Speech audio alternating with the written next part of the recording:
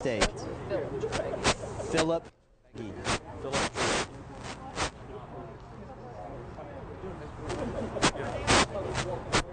Okay, I'm getting static. Are you getting static in your earpiece? Okay.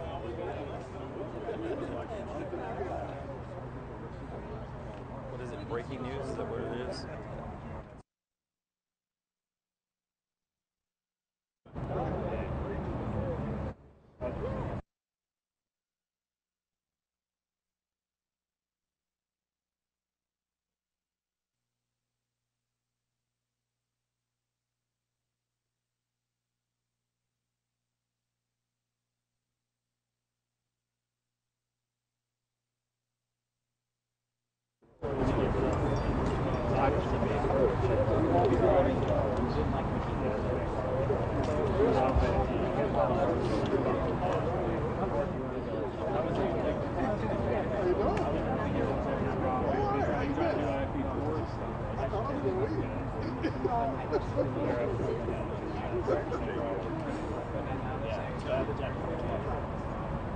Yes, we know.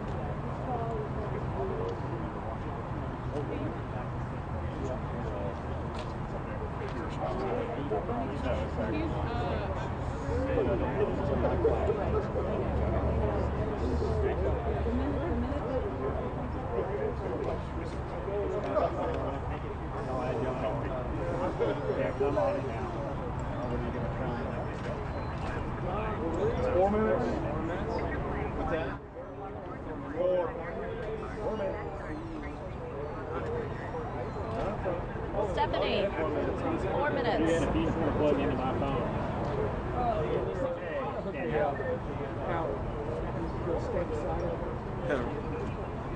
I'm going to try to get a shot of him walking out the door. I'm going to come over.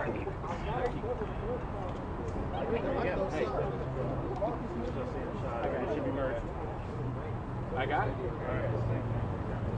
Yeah. But I'm not going to be here, and it's going to be on the other. Yes. Yes. The only way they can hear you is going to be off my mic, my law mic. Do me a favor. Yes. Somebody walk up there. I'm shooting somebody back there. I feel like we're at the steakhouse where everything changes every day. I think they wanted us to do something.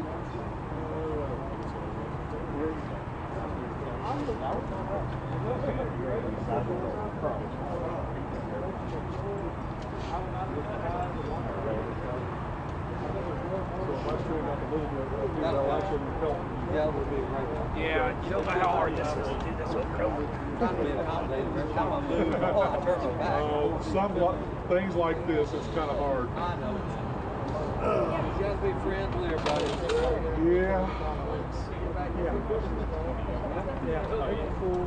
Unless you're in New York, it's every man. Tell her I say hi. I tell you who would kill you quicker than anybody. Get all set up at something. You think you're forever. Then somebody on the ground is still forever. I blame Joe. He's the still guy.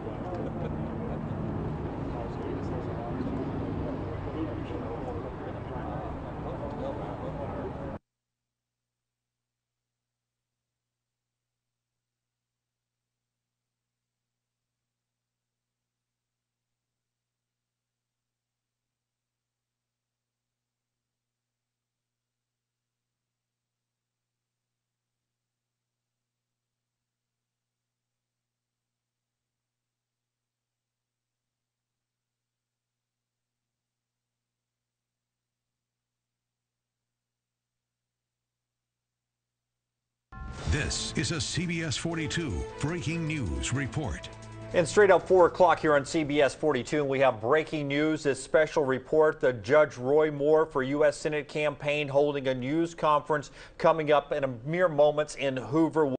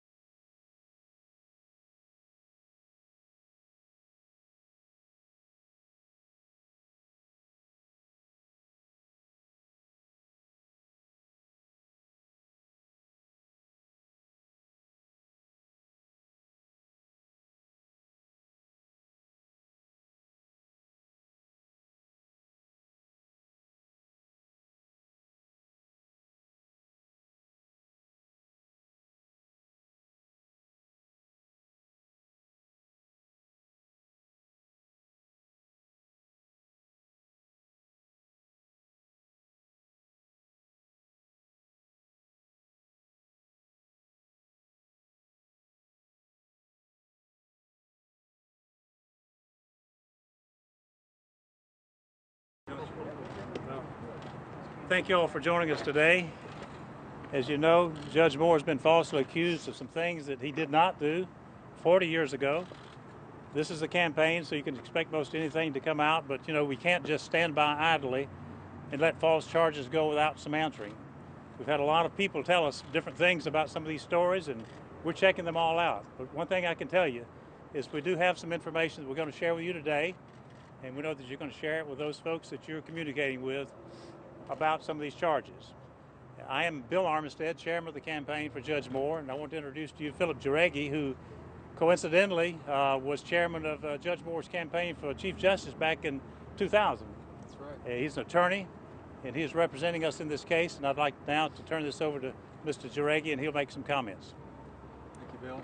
Thank you, Philip. Appreciate y'all being here today. This is very important. Of course, there have been some serious allegations, and we really appreciate the media and what you guys do to help get the word out and spread the truth. Just as an aside, I've known Judge Moore for 24 years. When these allegations came out within the last week, it was incredibly painful for him, for his wife, his mom, his daughter, grandchildren. You know, in these types of cases, there's always someone who's alleging and the other person. And in those cases, when it's true, it's horrible for the person making the allegations. But when the allegations are made and it's not true, it's also horrible for the person who those allegations are directed against. It's back in 2000 that Judge Moore asked me to be his campaign manager, campaign chairman, and it was one of the greatest honors and remains today and always will be one of the greatest honors of my life. During that time and afterwards, he asked me to be his attorney, and I was one of the attorneys that represented him in the 10 Commandments case. And as you know, there have been some other cases over the last 20 years. And I've traveled with Judge Moore all over the state, different states across the nation. I've been with him in probably over 100 different meetings and been around probably in excess of 10,000 different ladies in Judge Moore's presence. And not once, not one time, have I ever seen him act even remotely inappropriate against any woman, toward any woman. Not when they were walking away, not when he and I were in private afterwards. That's the man that I know and that I've known for the last 24 years. Now, the allegations that have come out, I hope you understand, it takes time to work through this. We don't have a $20 million budget as a campaign. It takes time, and we want to be correct. We want to make sure that when we say something, it's proper, okay? So we're still working through some things, but there are some things that you need to know and that we want to make you aware of. During the press conference that Ms. Nelson and Gloria Allred had on Monday, they both said that Ms. Nelson, after the allegations, had never seen nor had any contact with Judge Moore. As it turns out, in 1999, Ms. Nelson filed a divorce action against her then husband, Mr. Harris. Guess who that case was before? It was filed in Etowah County, and the judge assigned was Roy S. Moore, Circuit Judge of Etowah County. There was contact. Judge Moore signed an order in that case as well, and we'll talk about that in a minute. We've also had a handwriting expert looking at the evidence that was submitted. You may remember on Monday, Ms. Nelson and Ms. Allred, in support, really the only piece of evidence they had in addition to the allegations was a yearbook, where they claimed that it had been signed. And they said very specifically, look back at what they said. Everything on that page they said was written by Judge Moore. Now, Judge Moore not only has denied everything she said before, but now flatly denies that. And he says it's not true. We have a handwriting expert, that's looking at those. But here's the problem. A handwriting expert can't look at a copy on the internet, right? They've got to look at an original. So right now, Trent Garman, our attorney, has sent a letter, or is sending a letter, to Gloria Allred demanding that the yearbook be released. We'll send it to a neutral custodian who'll keep chain of custody, and our professional expert will examine it, and we'll find out, is it genuine or is it a fraud?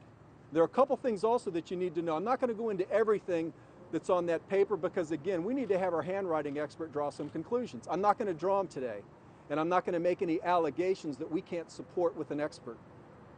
There are a couple things that you need to look at. Look at the 1977 after Merry Christmas. Look at those two sevens. And then look below at the 77. And I want to ask you, do you think it was written by the same person. I want you to look at Old Hickory House, which they say Judge Moore wrote. Judge Moore says there's no way in the world that's his handwriting. And I want you to look at it. Look at some other writing of his and make your own determination. That's what our expert will be doing. But for now, I'm asking you all to take a look. Use your judgment. And then finally, after Judge Moore's signature, it has the initials capital D period, A period. Remember I told you about that 99 divorce action. Judge Moore looked at that DA after his signature, which they allege was because he was the district attorney. Well, he wasn't. He was the assistant district attorney. But Judge Moore says he can't ever remember ever signing his name with DA after it, but he had seen it before. You know where he had seen it? When he was on the bench, his assistant, whose initials are capital D period, A period, Delbert Adams, would stamp his signature on documents and then put capital D period, A period. That's exactly how the signature appears on the divorce decree that Judge Moore signed, dismissing the divorce action with Ms. Nelson.